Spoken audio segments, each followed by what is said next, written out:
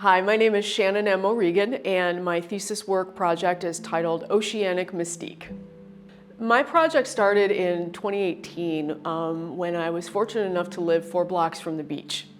And I was experiencing, to my utter dismay, just the amount of trash that I was seeing that was either being left behind or washed up from the waters of the Atlantic Ocean. It saddened me tremendously. And the thing that was also surprising to me was I was watching the number of pedestrians that were walking the beach that were seemingly ambivalent to the trash right at their very feet.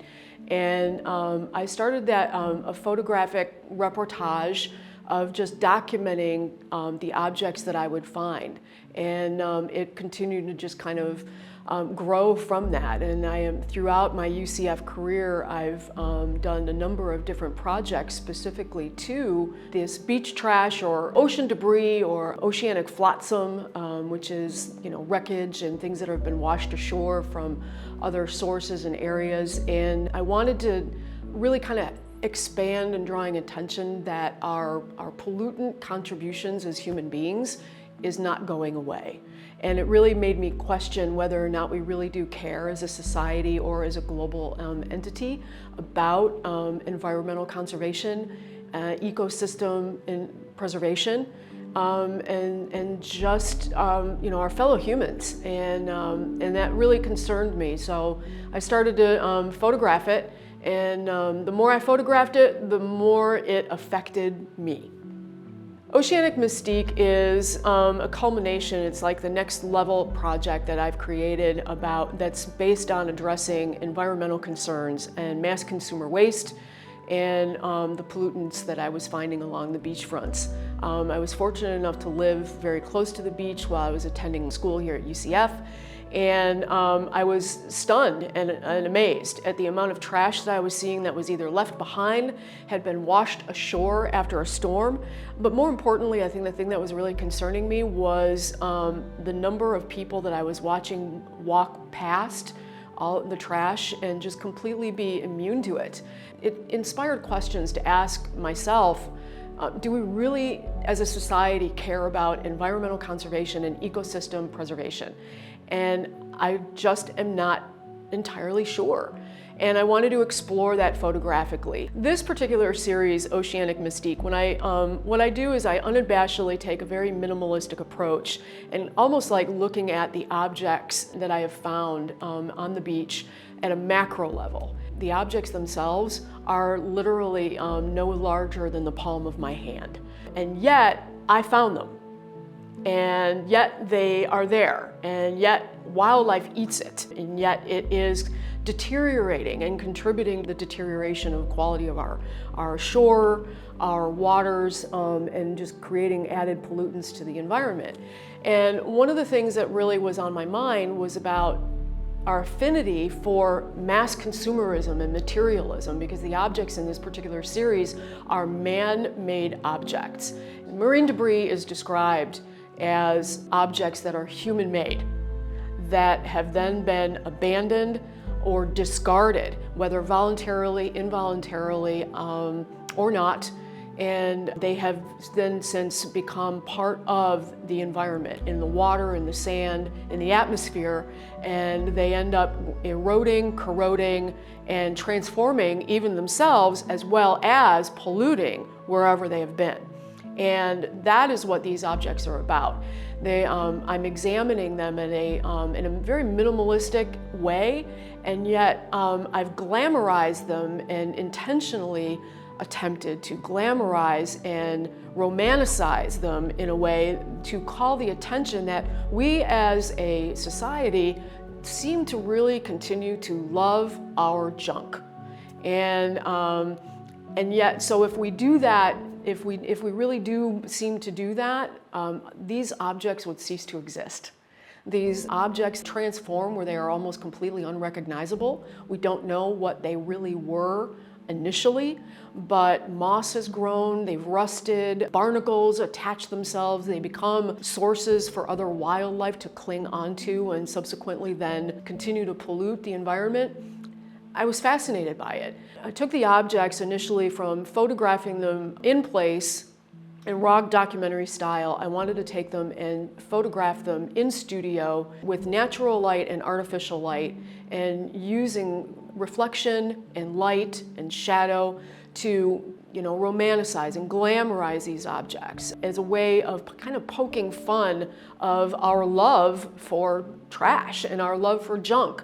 And while we may not admit that inherently by our behavior of trash being so ever present and continuing to create it, we do. It really speaks to the ideologies of materialism and capitalism, and those things I just find to be very compelling.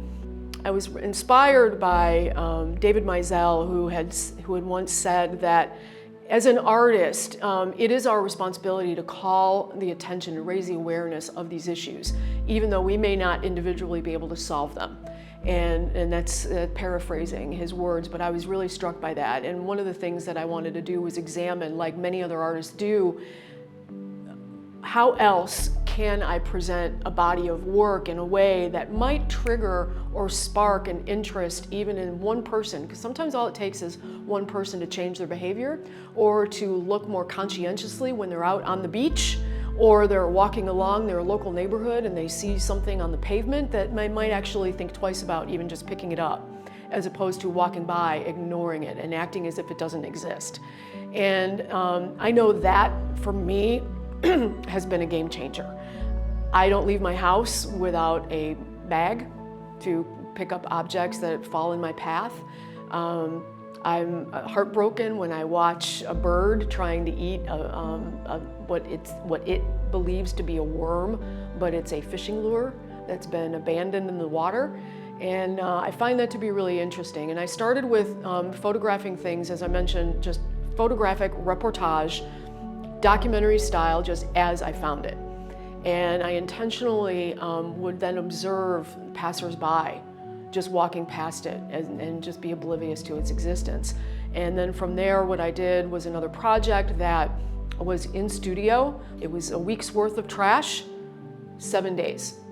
And each morning I would collect the trash, and then I would photograph it in still life portraiture in studio.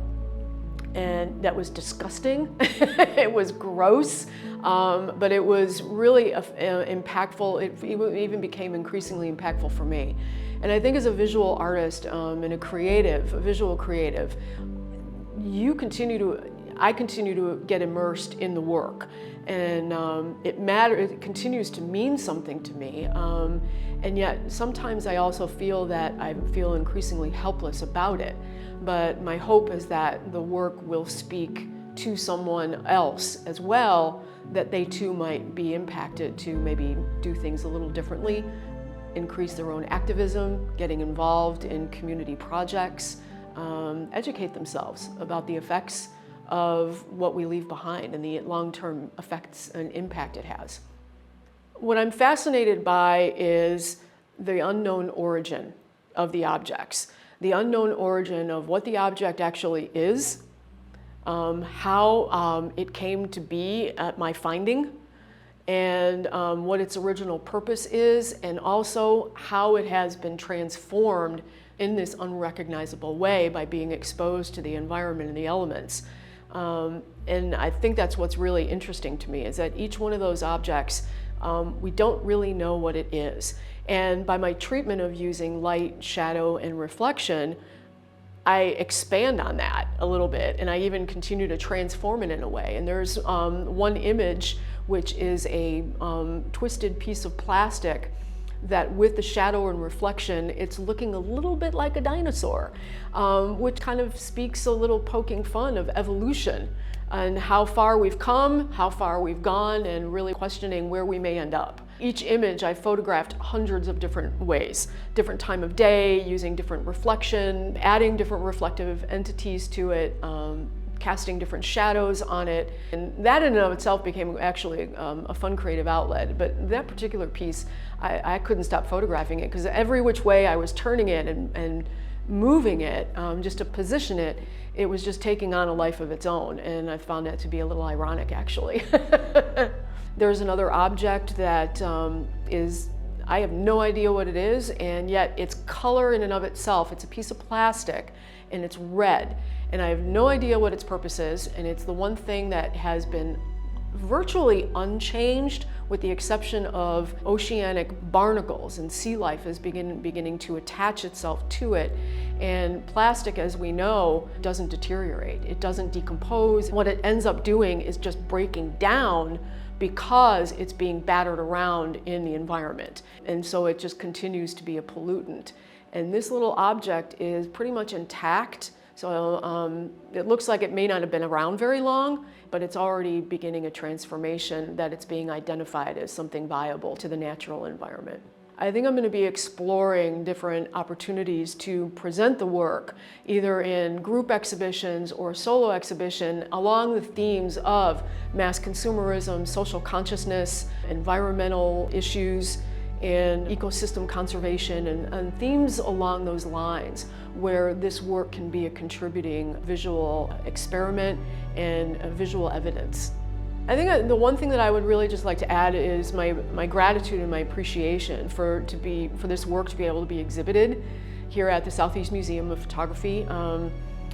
And the group and the team here has been so gracious in putting the exhibition together, the Thesis exhibition for, I think this is year 11. And I think it's really, really special. I'm honored to be a part of it. And it's really been a thrill and to see my own work for the first time on gallery walls. And that's memorable, and I'm really appreciative of that.